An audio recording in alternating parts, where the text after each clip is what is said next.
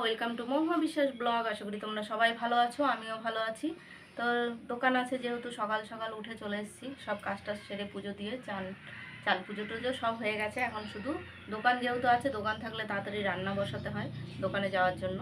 তা আসো কি করব করলাম। এই দেখো ভাতটা উপর দিয়ে দিয়েছি, আর এই প্রেশার কুকারে রয়েছে পেঁপে আলু সিদ্ধ, আর এদিকে করব মাছের ঝোল। তোমার দাদা ভাই ছেলে আর আরেকজন খায়, যেহেতু কাঁচকলা দিয়ে আলু দিয়ে মাছের ঝোল করব। তা মাছগুলো ফ্রিজে কালকে এনেছিল, ফ্রিজে আমি তোমার দাদাভাই নুন হলুদ মাখিয়ে দিয়েছে, ফ্রিজে ঢুকে রেখেছিল। তাই আজকে হচ্ছে ঝোল বানিয়ে দেবো।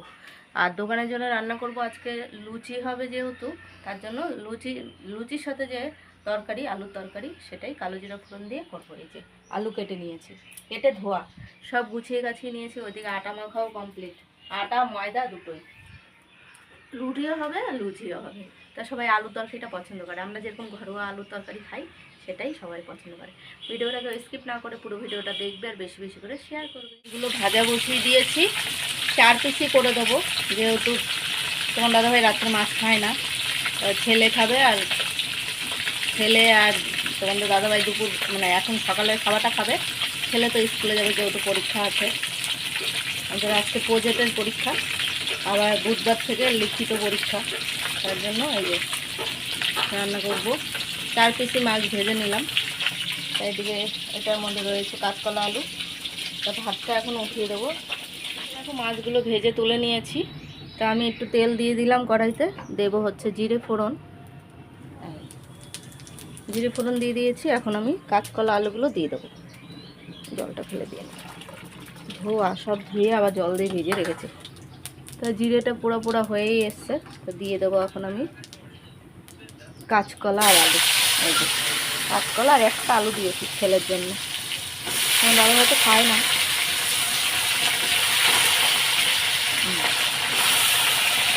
দিয়ে দিলাম আলুগুলো, এবার একটু ভেজে নেব। তারপরে দেবো হচ্ছে নুন হলুদ আর আদা জিরা বাটা। দেখো কাঁচকলাটা একটু ভাজার পরে দিয়ে দিলাম আদা বাটা, জিরের গুঁড়ো, কাঁচা লঙ্কা বাটা। তা এখন দেবো, নুনটাও দিয়ে দিয়েছি, তা হলুদটা দেবো। ওই যে হলুদ, তো হলুদও দিয়ে দিলাম, আর একটুখানি যাবে। এবার কষিয়ে নেব। আমি নুনও দিয়ে দিয়েছি, একবারে কষিয়ে নেব। এবার একটু কষানো হোক। দেখো একদম কষানো হচ্ছে, আমি একটুখানি জল দিয়েছি, আর একটু দেবো জল, নাহলে লেগে যাচ্ছে। এই যে একটু জল দিয়ে কষিয়ে নেব। এবার কষানো হোক, এটা একদম পাতলা ঝোলই করতে হবে, কাঁচকলা আলু দিয়ে পাতলা ঝোল। দিয়ে দেখো একদম কষানো কমপ্লিট, তেল ছেড়ে দিয়েছে, দেবো তো। এখন আমি জল দিয়ে দেবো, লেগে যাচ্ছে না। চলো জল দিয়ে দিই। তো জল দিয়ে দিলাম, আর একটু দেবো জল, যেহেতু ঝোল হবে।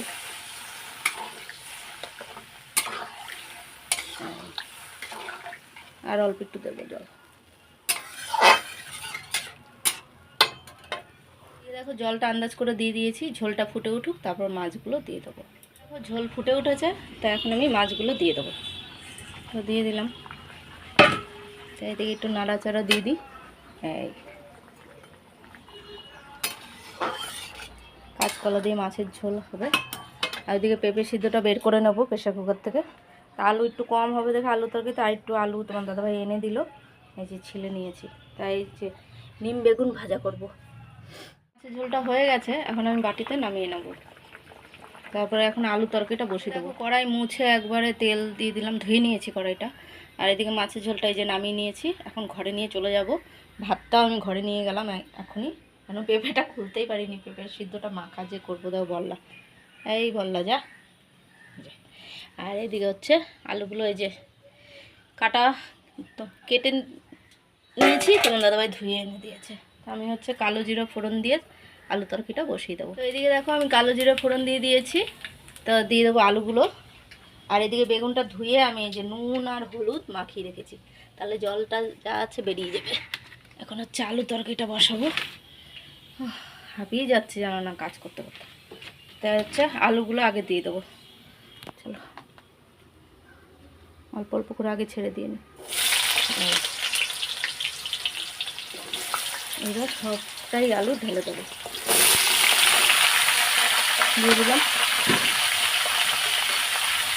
যেহেতু আলু তরকারি এর মধ্যে কাঁচা লঙ্কা আর টমেটো দেবো, আর কিছু নুন আর হলুদ। কাঁচা লঙ্কা চিড়ে দিয়ে দিয়েছি, এখন দেবো হচ্ছে নুন আর হলুদ। হলুদটা দিয়ে দিলাম, আর দেবো হচ্ছে নুনটাও আন্দাজ মতন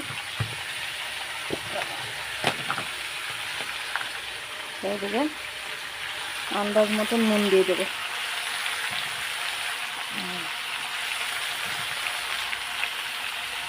আর দেবো হচ্ছে টমেটোটা একটু পরে দিচ্ছি, তাই নাড়াচাড়া দিয়ে নিই।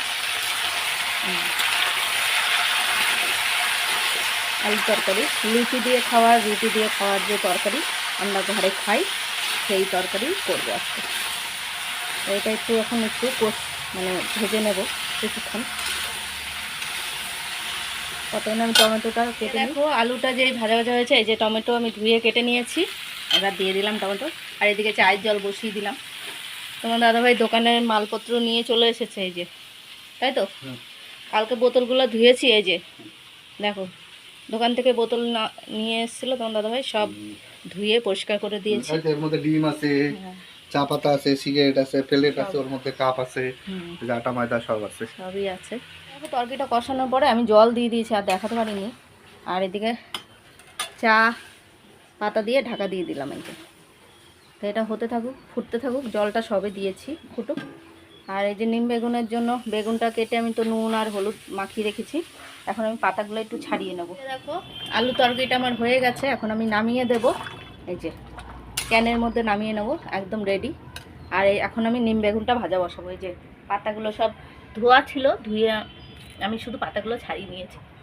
দেখো আলুর তরকারিটা হয়ে গেছে, আমি ক্যানে নিয়ে নিয়েছি।